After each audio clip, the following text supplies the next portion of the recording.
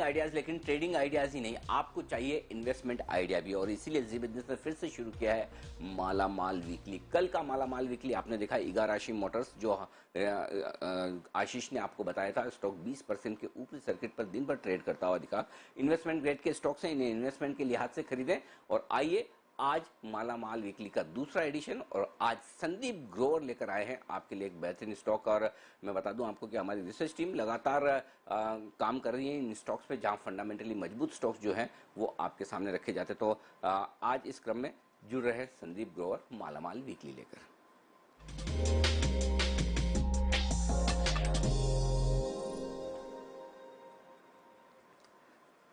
संदीप बताइए, कौन सा स्टॉक आपने चुना है आज मालामाल वीकली में, और उसकी वजह क्या है, क्यों पसंद है?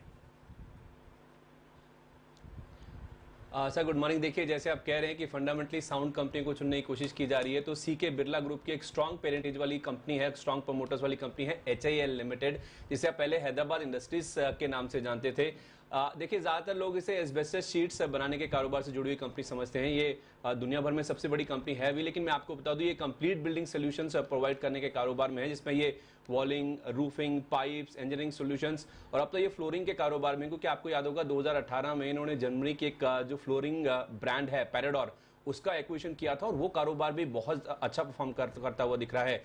खुद का इनका जो घरेलू कारोबार है वो तो अच्छा कर ही रहा है, क्योंकि जो 2 तूफान आए थे, अम्फान और निसर्ग, उसका इंपैक्ट हमने देखा था। कई ऐसे लाखों घर थे जो कि तबाह हुए थे, तो उसके बाद जो एस्बेस्टस शीट्स की मांग है उसमें अच्छा खासा इजाफा देखने को मिल रहा है। और उसके साथ साथ ये जो 2 तिमाहियां हैं, पहली और दूसरी तिमाही, मानसून की वजह से भी इनकी जो ऑर्डर बुक है बहुत तेजी से ग्रो करती है। और अब जो हमें इंडिकेशंस मिल रहे हैं उसके मुताबिक अगस्त तक अनिल जी इनकी जो ऑर्डर बुक है ऑलरेडी फिल हो चुकी है। तो उस लिहाज से इनकी जो 20 फैक्ट्रीज हैं भारत में, वो 100% से ज्यादा कैपेसिटी के ऊपर कामकाज कर रही है। खासतौर पर जो रूफिंग सेगमेंट, जिसमें एस्बेस्टस शीट्स वाला जो कारोबार है इनका, वहां पे तो जबरदस्त एक्शन देखने को मिल रहा है। और जिस तरह की डिमांड है, खासतौर पर तूफान आने के बाद, जो प्राइजेस हैं एस्बेस्टस शीट्स के, जो 210 रुपए प्रति शीट के आसपास थे, वो बढ़कर 280 रुपए के पार भी चले गए, कुछ जो चैनल चेक्स हमने किए हैं उसके मुताबिक।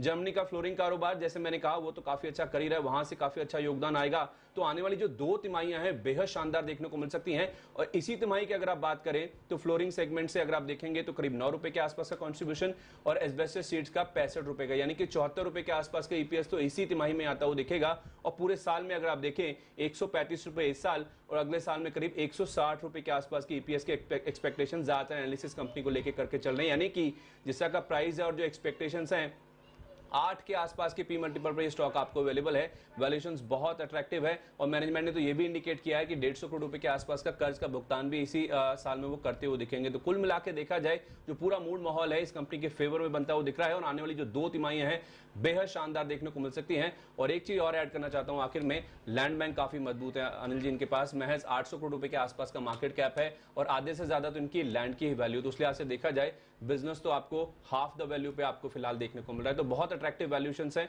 और उस लिहाज से देखा जाए अपसाइड की गुंजाइश काफी ज्यादा है। बिल्कुल, अपसाइड की गुंजाइश काफी ज्यादा है, और मार्केट कैप आज इंक्रीज भी होने वाला है, क्योंकि लग रहा है अनिल जी इस स्टॉक पर भी 20% का सर्किट लगेगा। बट काफी मजबूत कंपनी है। और इसमें सर हमने फंड एक्शन भी देखा है, जो आज सुबह हमने हाईलाइट करा था। एबेकस इमर्जिंग अपॉर्चुनिटीज फंड ने 1,30,000 शेयर्स भी खरीदे हैं। तो मार्केट के भी रेडार पर आ रहा है सर ये स्टॉक HIL लिमिटेड, कैसे देखते हैं इसको?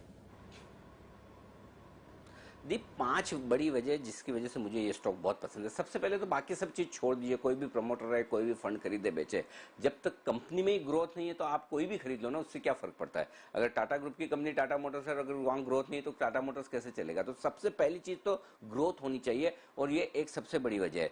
25% अभी भी इन्होंने दाम बढ़ाए हैं, जैसा संदीप ने बताया है प्रोडक्ट्स के, और 20% इनकी वॉल्यूम ग्रोथ आएगी, यानी कि अगले साल के लिए 45% की रेवेन्यू ग्रोथ तो एकदम मतलब तय है। इसको तो कोई इधर से उधर हिला ही नहीं सकता। तो पहला रीजन तो ये। दूसरा, अगस्त तक के ऑर्डर्स इनके पास फुल है, 112% कैपेसिटी पर अगर प्लांट चल रहे हैं, तो इससे आप समझ सकते हैं। इनफैक्ट ये एकमात्र और इंडस्ट्री है शायद आपकी एफएमसीजी के बाद, जो लॉकडाउन में और कोविड के वक्त भी ग्रोथ दिखा रही है।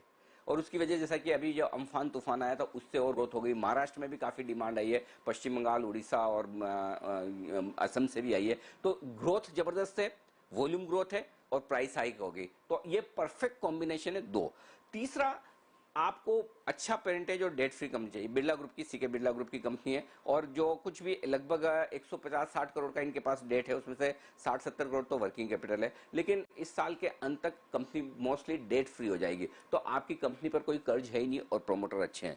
चौथा एक जो सबसे बड़ा रीजन है, वैल्यू है। इनके पास जो लैंड बैंक है, लैंड बैंक का मार्केट कैप इनका 800 करोड़ का है, और जो लैंड बैंक है उसका ही 400-500 करोड़ का वैल्यूएशन है। चलिए मान ले वो कब होगा नहीं होगा, लेकिन अगर लैंड बैंक थोड़ा बेचकर डेवलप करके उससे पैसा आकर कर्ज कम कर देते हैं, तो एक तरह से वो भी वैल्यू अनलॉकिंग है, वो दूसरा बड़ा फायदा है। और पांचवा पॉइंट जो अभी आपने हाईलाइट किया, कल इंसिडेंटली एबेकस फंड जो है सुनील सिंघानिया साहब का, उन्होंने यहाँ पर खरीदारी की है ब्लॉक डील में, 1 लाख से ज़्यादा शेयर उन्होंने खरीदे। अब मैं जितना सुनील सिंघानिया जी को जानता हूँ, वो कोई 10-20% के लिए तो खरीदते नहीं हो, तो कई बार कहते हैं कि 10-20% तो लेने और बेचने में ही निकल जाता है। अगर कोई फंड बेचने जाए तो 10% बेचना पड़ता है, और लेने जाए तो 10-15% ऊपर मिलता है। तो वो खरीदते हैं तो 50 से 100% से कम की अपसाइड के लिए कभी नहीं खरीदते हैं। तो इससे बढ़िया आपको किसी स्टॉक में और कुछ चाहिए नहीं। सारी चीजें हैं आपके पास, रेवेन्यू ग्रोथ, बढ़िया पेरेंट, मजबूत बैलेंस शीट, और वैल्यू है स्टॉक में, और अच्छे फंड्स की एंट्री भी। तो मुझे लगता है ये एक बेहतरीन स्टॉक है। और अगर आज ये स्टॉक वाकई में बहुत ऊपर जाता है, तो उसमें कंपनी की ग्रोथ और ये सबके साथ साथ एक और चीज़ का कंट्रीब्यूशन भी रहेगा, वो संदीप की तरफ से है। संदीप की टी शर्ट ऐसी है जो बुल्स को चार्ज करेगी, मुझे ऐसा लग रहा है। संदीप ने आज बड़े मौके पर ये पहनी है। संदीप, लगता है स्टॉक आपके इस पर भागने वाला है आज। सर ये तो आपका बड़प्पन है, आप मुझे कह रहे हैं ये, लेकिन आप अगर पढ़ पाए सर, जो लिखा हुआ है वो कहीं ना कहीं मैच कर रहा है, अगर आप कंपनी से देखें तो। जी नहीं, बिल्कुल। तो चलिए आइए, HIL, जिसको आप पहले हैदराबाद इंडस्ट्रीज लिमिटेड के नाम से जानते थे, एक काम करते हैं, एक बार जल्दी से हमें ना कुणाल जी से भी इसके स्टॉक पर राय ले लेते हैं। कुणाल जी, 1225 के आसपास खुलने की तैयारी कर रहा है, क्या टारगेट्स होने चाहिए? और फिर मैं ये कहूँगा, ये इन्वेस्टमेंट ग्रेड के स्टॉक्स हैं, इन्हें आप आराम से इन्वेस्टमेंट के लिहाज से खरीदें, लिस्ट बनाकर रखें कि ये स्टॉक्स अच्छे हैं, जब बाजार खराब हो, जब आपको सही वैल्यूएशन पे मिले, भाग दौड़ ना करें। ये एक बहुत इंटरेस्टिंग चीज़ है इन्वेस्टर्स के लिए, वो ध्यान में रखने वाली बात है। जी कुणाल जी बताएं।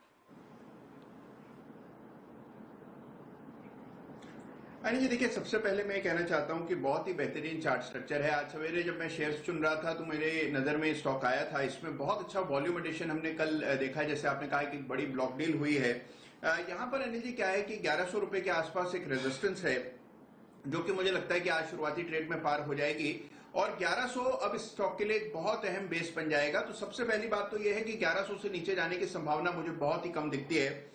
ऊपर बहुत बड़ा हेडरूम है। अगर आप देखिए 1400 से पहले कोई मेजर रेजिस्टेंस नहीं है, तो अगर आप इसको शॉर्ट टर्म के लिए भी रखते हैं तो मुझे लगता है 1350-1400 के लेवल्स आते हुए दिखेंगे। और मध्यम से लंबी अवधि में 1300-1400 के बाद जो रेजिस्टेंस है वो 1700 के आसपास है। तो 1700 तक के टारगेट्स भी आपको साल सवा साल में स्टॉक में आते हुए दिखेंगे। अच्छी बात यह है कि बिल्कुल मौके पर यहां पर एक ब्रेकआउट आ रहा है और बाय का संकेत आता है। तो चार्ट पर भी बाय है, और साथ ही फंडामेंटल्स भी बहुत ही शानदार हैं, और ब्लॉक डील भी हुई है।